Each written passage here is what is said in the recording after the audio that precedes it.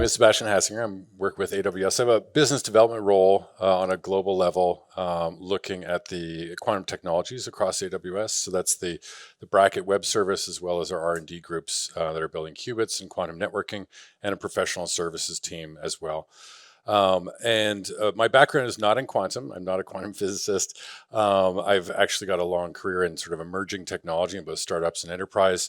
When I found quantum by interacting with IBM Quantum in 2017, at first I sort of fell in love with it immediately because it was the most bleeding edge technology I could ever possibly imagine, and an opportunity to be involved in sort of the very early stages of a brand new computing paradigm, which was pretty irresistible for me. So I initially worked with IBM for 3 years in a public sector business development role, and then joined AWS in 2021. Very similar role. I focus more on the public sector globally.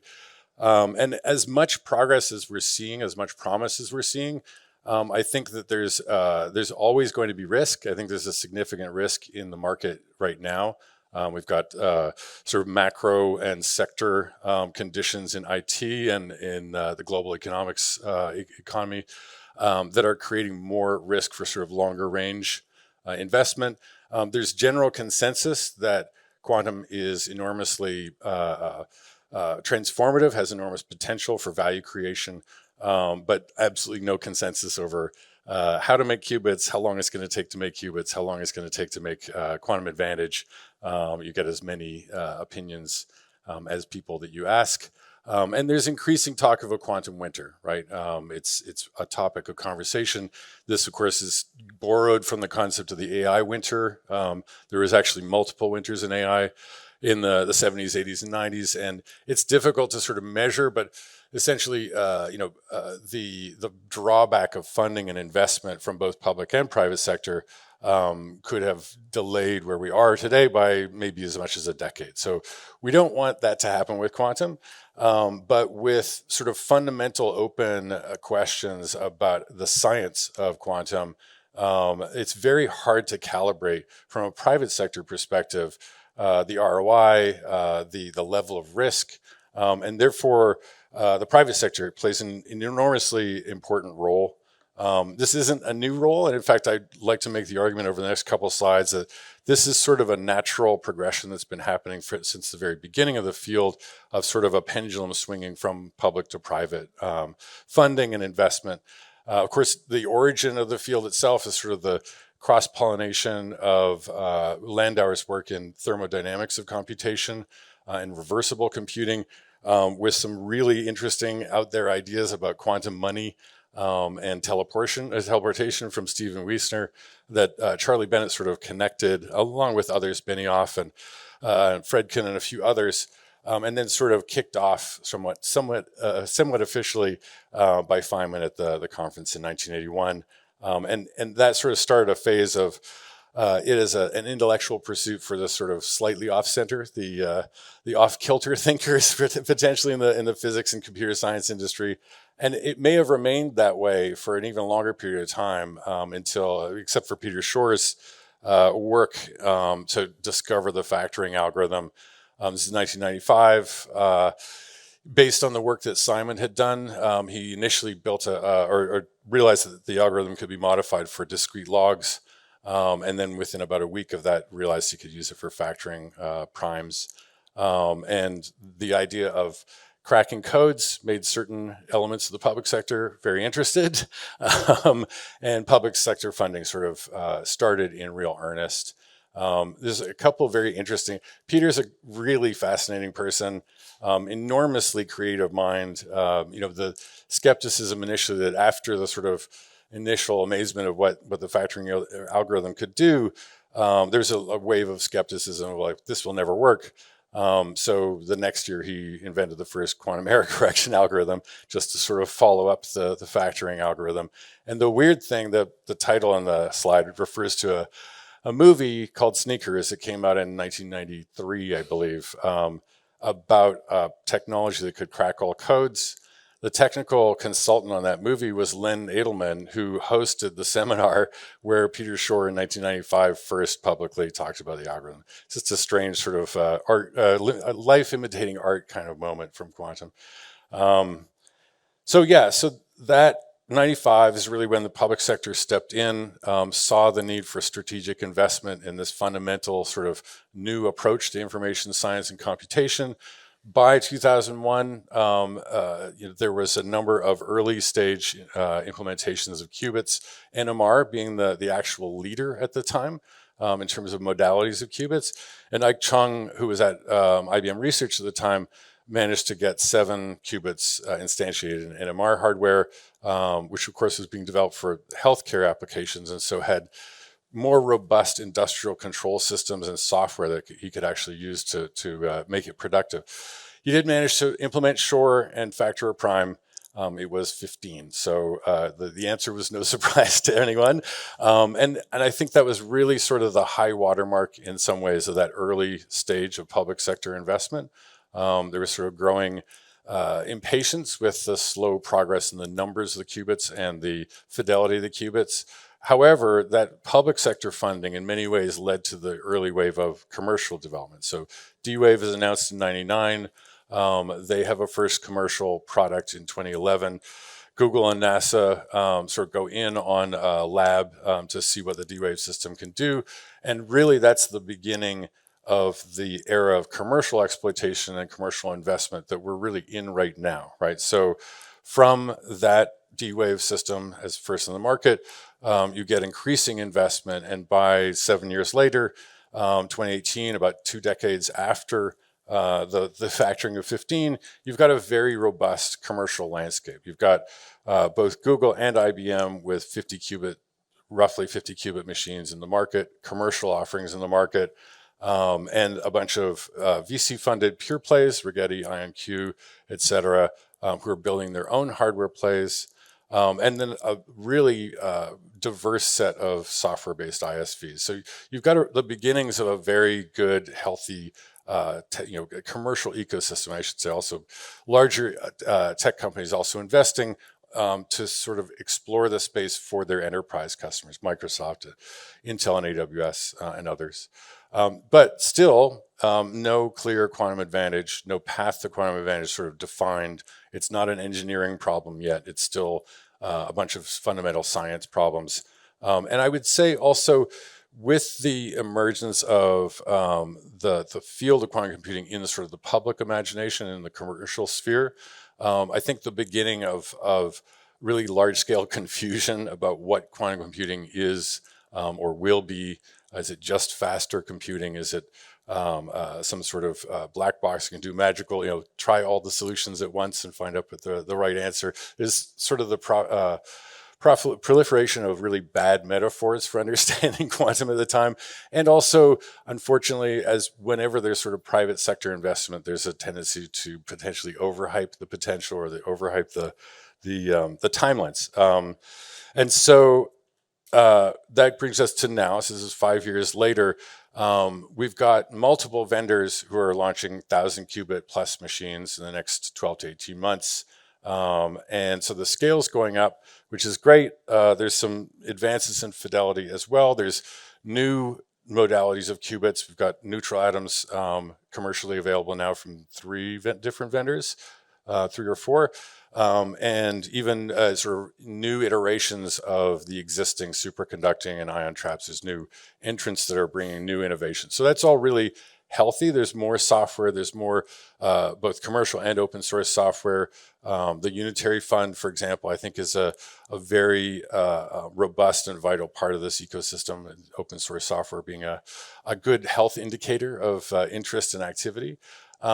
And many, many more use cases for potential industrial commercial advantage, but still slow progress towards fault tolerance, slow progress towards finding additional sort of foundational algorithms beyond Shor's and Grover's and HHL and a small handful of other very productive proven algorithms.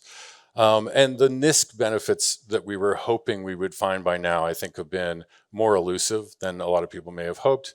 which really tracks with Preskel's sort of initial paper on NISC and his sort of determination that it's worth doing all these NISC machines, worth experimenting with them, but we should expect primarily to learn more about how to improve the systems themselves rather than finding potentially commercial advantage. Not to say that there won't be any, but there hasn't been yet. So I think it's taking longer than we'd hoped, and it's also somewhat at risk. And so with that risk, I think there's a risk of commercial fatigue, right? The previous Q-Star speaker was saying that the private capital likes short-term, short horizons, and some kind of forecast of ROI, and it's very difficult to provide that in a field that still has fundamental science challenges, and hence the public sector. So I think the really healthy trend towards public sector reinvestment in quantum in many ways, it never went away, but there was a peak, as I said, in those early 2000s and sort of took a back seat to the commercial and the private sector. With the signing of the NQI, the National Quantum Initiative Act in the US in 2018, that really resonated, I think, globally, and it somewhat established a pattern. So the NQI provided sort of a mission statement and a source of funding, was allocated to the NSF and the DOE. They established these centers. The centers were, and still are, combinations of national labs, academic institutions, and industrial players, either quantum hardware companies, quantum software companies, and other stakeholders. And then it also really collaborated very strongly with the QEDC. So there's an industry consortium component to it. So there's a very holistic kind of set of ingredients and set of interactions. I think it's very healthy.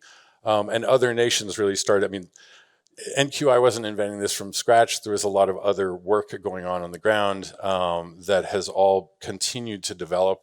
I thought about putting a slide together with all of the national initiatives I could find, but there's too many. It would have been just an eye chart. But Quantum Delta, very early entrant, NQCC in the UK, NQCH in Singapore, TII in UAE, PQI in Portugal, I just met earlier in this session, and many, many, many others. And countries that have strategies now published that haven't sort of established an acronym to operationally realize the strategy. Canada and India, for example, as two examples. And those national level initiatives have this recurring pattern of aggregation of capabilities and expertise to accelerate the development of an ecosystem in that sovereign state. I think there's a number of ingredients to it. There's efficient sort of routes for funding for research by bringing those disparate communities together and making it easier to allocate funds and identify the projects that have real potential.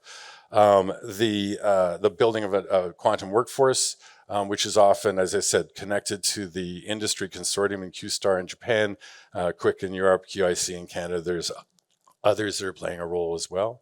And nurturing startups, which came up in the last session as well.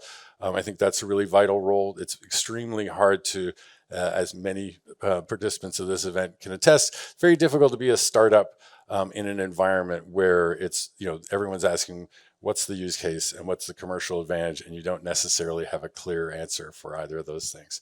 And also upskilling enterprise. I think there's an enormous role in just providing more context to enterprise so that they can understand how QIS might impact their industry, their business, and they can provide more real world grounding to the academic research world. That's where use cases really come out of. It's sort of the combination of an industry problem and a theoretical approach.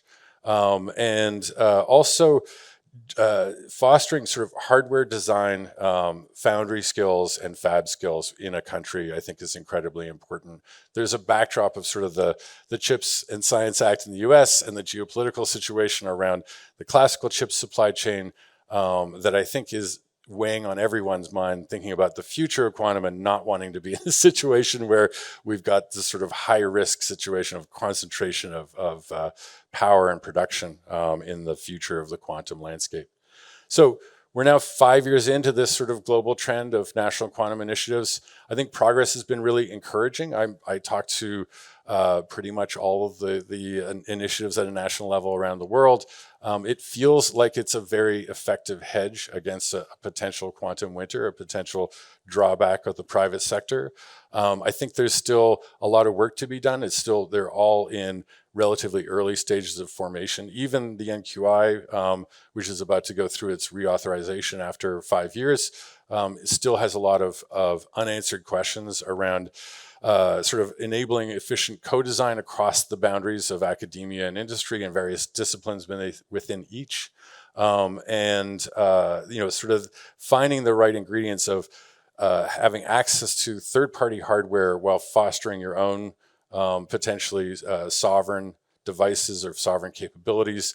And then just the mundane sort of IT challenges of managing hardware or managing budgets, managing organizations, managing disparate work streams in an efficient way. And ultimately, all of those questions should be answered in a way that derives differentiation for your own nation's participation in the overall quantum market and supply chain. So 5 years from now, where would we hope national quantum initiatives would be? A healthy pipeline of a quantum workforce developing, right? Real investment in education at every level as early as possible. So you've got as diverse and representative a workforce and an education pipeline as possible. Sort of mature sort of capabilities to participate in the global market for software and or hardware, and local, companies in your own nation that are capable of competing on a quantum advantage perspective with any global peer. And then the ultimate, of course, prize would be an NQI-funded workstream leading to demonstrable commercial quantum advantage and having sort of a ringside or a lead position in sort of the development of the global quantum market. And obviously the risk of quantum winter completely averted. And then just to close, I've got 3 minutes, a brief advertisement. I'm a representative of my employer. I really do think that AWS is a great partner for national level quantum initiatives. The cloud services portfolio provides a lot of the infrastructure needs. As I said, there's some mundane things around organizing work streams, budgets, access to services, et cetera. But we've got a number of engagements going on. We just signed an agreement to support the Quantum Solution Lab in the UK, which is part of the NQCC. We've had an MOU. We've been doing collaborations with the NQCH in Singapore.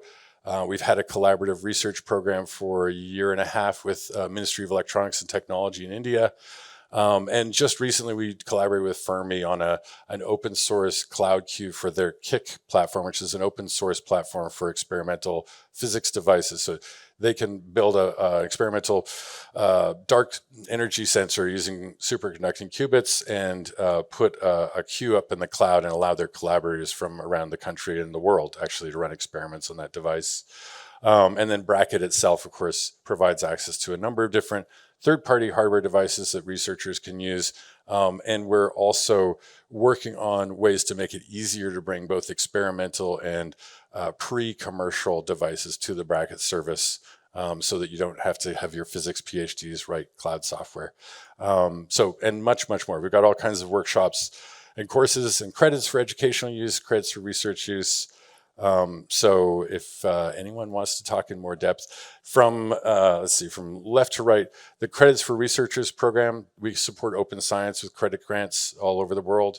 The Algorithm Library is a community-driven collection of notebooks with example implementations of algorithms.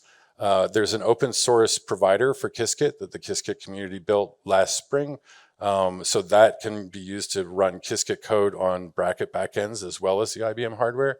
The blog channel, of course, to keep up on what we're doing with our customers and collaborators. And the workshops I mentioned, they go on monthly. It's a 2-day structure. The first day is sort of an introduction to Bracket, and the second day is a rotating advanced topics like hybrid jobs and other types of advanced topics in quantum research.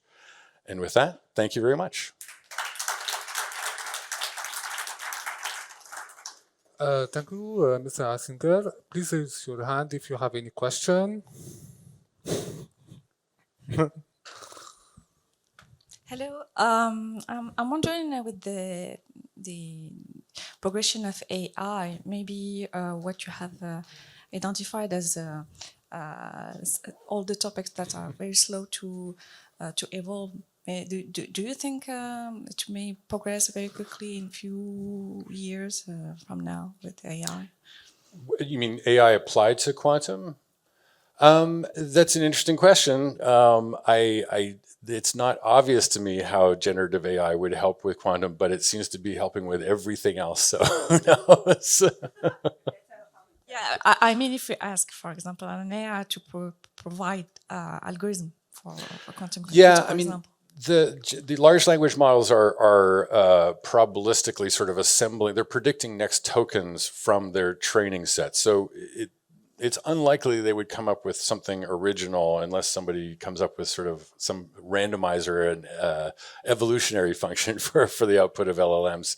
So it's a stochastic parrot, right? It's really reiterating things that are in its training set. So if it's not on the internet, it's not going to come out of the mouth of an LLM typically.